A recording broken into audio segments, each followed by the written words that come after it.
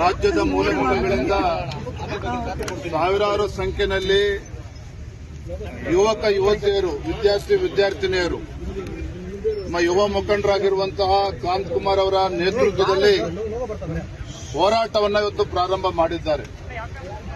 ಅವರ ಬೇಡಿಕೆಗಳು ಇದು ಕೆಪಿಎಸ್ಸಿನಲ್ಲಿ 400 ಪಶು ವೈದ್ಯಾಧಿಕಾರಿಗಳು ನೇಮಕಾತಿಯಲ್ಲಿ ಏನು ಹಗರಣ ಆಗಿದೆ.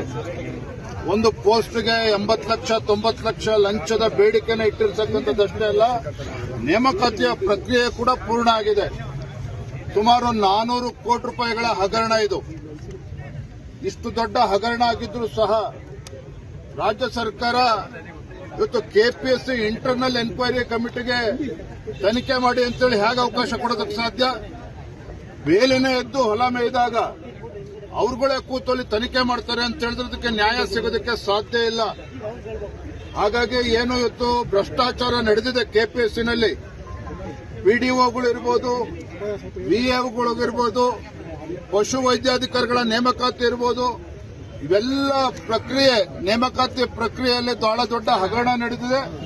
ಇವೆಲ್ಲವನ್ನೂ ಕೂಡ ಸಂಪೂರ್ಣವಾಗಿ ನ್ಯಾಯಸಮ್ಮತವಾಗಿರುತ್ತಾ ತನಿಖೆ ಆಗಬೇಕು ಅಂತ ಹೇಳಿದ್ರೆ ಸಿಬಿಐಗೆ ಕೊಡಬೇಕು ಅನ್ನುವ ಆಗ್ರಹ ಅವರು ಕೂಡ ಮಾಡ್ತಾ ಇದ್ದಾರೆ. ವಿದ್ಯಾರ್ಥಿ ಸಂಘಟನೆಗಳು, ಭಾರತೀಯ ಜನತಾ ಪಾರ್ಟಿಯು ಕೂಡ ಸಿಬಿಐಗೆ ತನಿಖೆ ಕೊಡಬೇಕು ಅಂತ ಆಗ್ರಹ ಪಡಿಸ್ತಾ ಇದ್ದೇನೆ.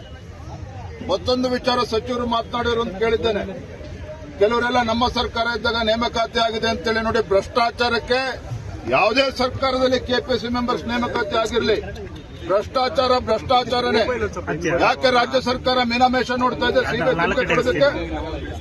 ಮಾನ್ಯ ಮುಖ್ಯಮಂತ್ರಿಗಳಿಗೆ ಸರ್ಕಾರಕ್ಕೆ ಎಷ್ಟು ಪಾಲು ಬಂದಿದೆ ಹಾಗಾದ್ರೆ 400 ಕೋಟಿ ರೂಪಾಯಿಗಳಲ್ಲಿ?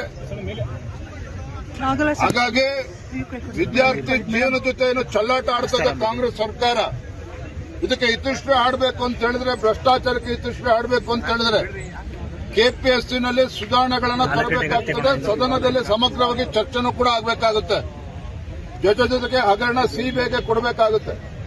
ಪಾಪ ಅಲ್ಲಿ ನೋಡ್ತಾ ಇದ್ರಿ, ಇವತ್ತು ಅನೇಕ ವಿಕಲಚೇತನರು, ದೈಹಿಕ ಶಿಕ್ಷಕರು ಕಳೆದ 20 ವರ್ಷದಿಂದ 15 ವರ್ಷದಿಂದ ಆಗಿಲ್ಲ, ಸಂಗೀತ ಶಿಕ್ಷಕರ ನೇಮಕಾತಿ ಆಗಿಲ್ಲ,